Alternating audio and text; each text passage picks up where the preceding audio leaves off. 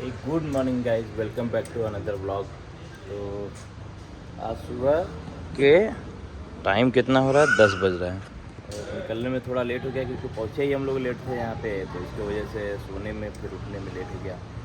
तो अब यहाँ से निकलेंगे, अभी थोड़ा सा यहाँ पे रुके हैं रेस्टोरेंट पे यहाँ पे, और उसके बाद फिर यहाँ से निकला जाएगा। हम लोग निकलेंगे यहीं बगल में जो बता रहे थे, खजुराहो का ट्रिप है आज, खजुराहो में घूमना है तो वहीं घूमेंगे हम लोग।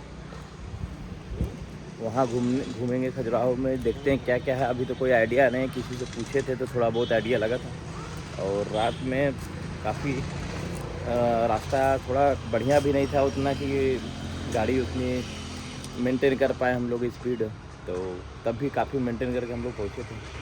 और यहाँ पे खाना वाना भी ठीक है, खाना भी रात में ये ठीक मिला था। ये रेस्टोरेंट है, देखिए फूड कोर्ट करके कोई है, रेस्टोरेंट फूड जंक्शन, तो बढ़िया था। उसके बाद अब यहाँ से हम लोग थोड़ा सा नाश्ता लेंगे, हल्का थोड़ा बहुत नाश्ता लेने के बाद फिर यहाँ से निकला जाएगा हम लोग आगे खजुराहो में, देखते हैं क्या क्या है। फाइनली अभी नाश्ता उसका सुबह में करके और निकलने में लेट हो गया, लेकिन काफ़ी लेट हो गया, 10:30 बज रहे हैं।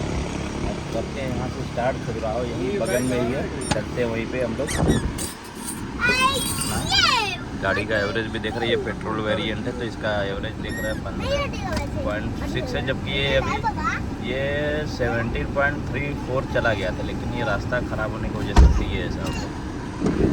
जर्नी को करते हैं यहाँ से स्टार्ट। बोलो श्री अम्बे माँ की जय, करते हैं स्टार्ट यहाँ से।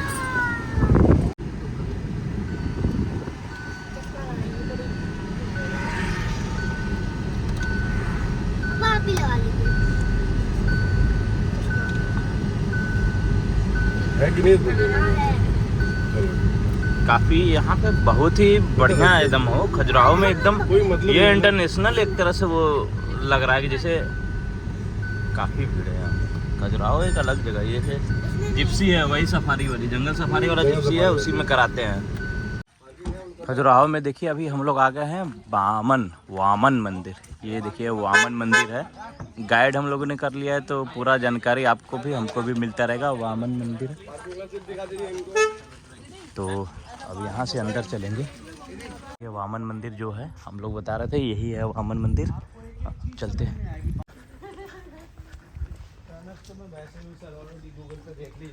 हाँ हाँ बताइए अब यहाँ से। सब लोग चाय में आ जाएं, फिर आराम से बात करते हैं। हाँ, वामन मंदिर पे अभी हम लोग आ चुके हैं यहाँ पे, और बताएंगे भैया कि यहाँ पे क्या क्या कैसे है, कितना पुराना है ये सब सारी चीज़ें। तो चलिए सर, आप लोगों का खजुराहो में स्वागत है। अभी आप लोग खड़े हुए हैं बुंदेलखंड में। बुंदेलखंड ये एरिया का नाम है। अब देखिए खजुराहो के मंदिर क्यों बनाया गया, बनाने का पर्पस क्या है, इनको बनाने वाले कौन है। अगर आप लोगों ने राजाओं चंदेलों का इतिहास पढ़ा होगा तो राजाओं चंदेलों ने इन मंदिरों का निर्माण करवाया। राजाओं चंदेलों का जो राज्य रहा वो पूरे भारत में नहीं था, सिर्फ विंध्याचल और बुंदेलखंड। खजुराहो के जो मंदिर हैं, जो इनका जो निर्माण हुआ था वो 9वीं शताब्दी से लेकर 11वीं शताब्दी के बीच में। यहाँ पर ऐसे 10वीं सदी में करीब ऐसे 85 मंदिर हुआ करते थे। आज की डेट में यहाँ पर केवल 8 से 10 ही मंदिर बचे हुए हैं। 80 से 85% इनको मुगलों और मुसलमानों ने तोड़ दिया।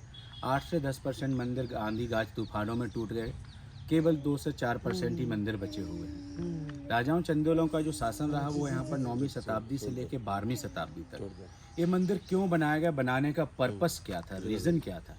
क्योंकि जब राजाओं में जो आपसी में युद्ध होते थे, जो राजा की फौज है वो 40 से 45% मारी जाती थी। अगर अब राजा है और राजा की प्रजा नहीं तो राजा कोई काम का नहीं। तो खजुराहो के मंदिरों में जो दिखाया गया है, अंदर महादेव बाहर कामदेव। कामदेव की प्रतिमा क्यों दिखाएंगे कि जैसे कि देखिए हमारे हिंदू धर्म के पहले राजा थे अशोका। जब उनका मौर्य डायनेस्टी के साथ युद्ध हुआ तो वो कहाँ चले गए, श्रीलंका। उस समय लोग बौद्धिज़्म को फॉलो करने लगे, जैनिज़्म को फॉलो करने लगे, लोग जंगलों की ओर जाने लगे, साधु संत होने लगे, संन्यास लेने लगे।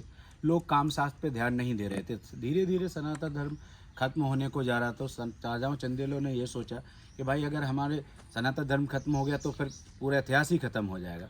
तो उन्होंने लोगों के अंदर काम की वासना जगाने के लिए कुछ ऐसे मंदिर बनवाए कि लोगों के अंदर काम की वासना जागे। इसलिए खजुराहो के मंदिरों में जो प्रतिमा दिखाई गई है काम शास्त्र की, वो इसलिए दिखाएंगी कि मनुष्य के जीवन में गृहस्थ आश्रम क्यों जरूरी है। तो जो मंदिरों में बताया गया आपका धर्म अर्थ काम मोक्ष, मनुष्य के जीवन में 4 चीज़ें जरूरी हैं। मनुष्य जब जन्म लेता है सबसे पहले उसे किस चीज़ की ज़रूरत होती है? सरस्वती की, एजुकेशन की। दूसरा, फिर मनुष्य को उसने ज्ञान तो ले लिया, अब जीवन जीने के लिए किसकी ज़रूरत है? लक्ष्मी की, पैसे की। तीसरा, मनुष्य को क्या चाहिए? गृहस्थाश्रम, संभोग से लेकर समाधि तक। जब वो गृहस्थाश्रम में प्रवेश करेगा तभी उसका वंश आगे बढ़ेगा। जब हमारी डेथ हो जाती है तो दूसरा मनुष्य को क्या चाहिए? जब हमारी मौत हो जाती है उसके बाद जो हमारी अस्थियाँ होती हैं किसी पवित्र नदी में ही उसको विसर्जन किया जाता है, जिसे कहा जाता है मोक्ष। तो मंदिरों में ये 4 चीज़ें बड़ी इंपॉर्टेंट दिखाएंगी हैं। खजुराहो के मंदिरों का जो निर्माण मैं बता चुका हूँ 9वीं शताब्दी से लेकर 11वीं शताब्दी के बीच में। इस मंदिर का नाम है बामन। बामन एक 52 होता है, एक बामन होता है ब्राह्मण वाला। आप लोगों ने दानवी राजा वली की कहानी सुनी होगी, वो मैं आपको अंदर बताऊंगा। अब देखिए खजुराहो के मंदिरों में ना तो आपको कहीं सीमेंट दिखाई देगा, ना सरिया, ना चूना, ना कोई कुछ भी। ना तो आज से 1000 वर्ष पहले ना इंजीनियर थे, ना ड्रिल मशीन थी, ना क्रेन मशीन थी। फिर भी देखिए पत्थर को कैसे ले जाया हुआ, कितने ऊपर तक कितना सुंदर बनाया है। अभी अयोध्या का मंदिर जब बन के कम्प्लीट हो जाएगा तो वो इसी तरीका दिखेगा। अभी अयोध्या का मंदिर अनकम्प्लीट है, उसको भी देखिए क्रेन मशीन के द्वारा पत्थर रखे जा रहे हैं, उसमें कोई केमिकल का प्रयोग नहीं किया जा रहा है। खजुराहो के मंदिरों को जो बनाया गया है एज अ इंटरलॉक सिस्टम द्वारा बनाया गया। जैसे बच्चों के खिलौने होते, एक के ऊपर एक कीचक रख दो, उसमें एक मास्टर लॉक मार दो तो कोई भी खिलौना नीचे नहीं आता है। तो उसी तरीके से देखिए, सबसे पहले देखिएगा शिखर पर एक नारियल रखा हुआ है, जो हिंदू धर्म का पहला पूजनीय प्रथम फल होता है।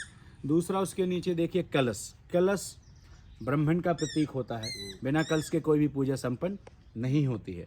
तीसरा, उसके नीचे देखिए लोटस, जो लक्ष्मी जी का प्रतीक होता है। हम अपने घर में पूजा पाठ करते हैं तो कलश के नीचे सबसे पहले आटे का वो बनाते हैं, कमल। तीसरा, उसके नीचे देखिए एक बड़ा चक्र दिखाई दे रहा है, जो विष्णु भगवान का चक्र कहा जाता है, परंतु उसे नागर शैली भाषा में कहा जाता है काम लॉक। जो मंदिर का मेन मास्टर लॉक है, उस चक्र के अंदर देखिए ऐसा लग रहा हो आपको जैसे उसमें चूड़ियाँ कसी हों।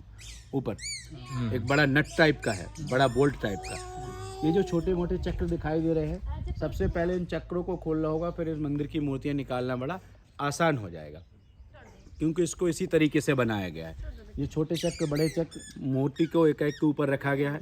इस मंदिर का जो निर्माण हुआ था वो 1050 से लेकर 1075 के बीच में हुआ था। इस मंदिर का निर्माण करवाने वाले थे राजा विजय पाल बर्मन। यहाँ पर राजाओं चंदेलों ने जो शासन किया वो 9वीं शताब्दी से लेकर 12वीं शताब्दी तक, लगभग 400 साल। टोटल 22 राजकुमार थे।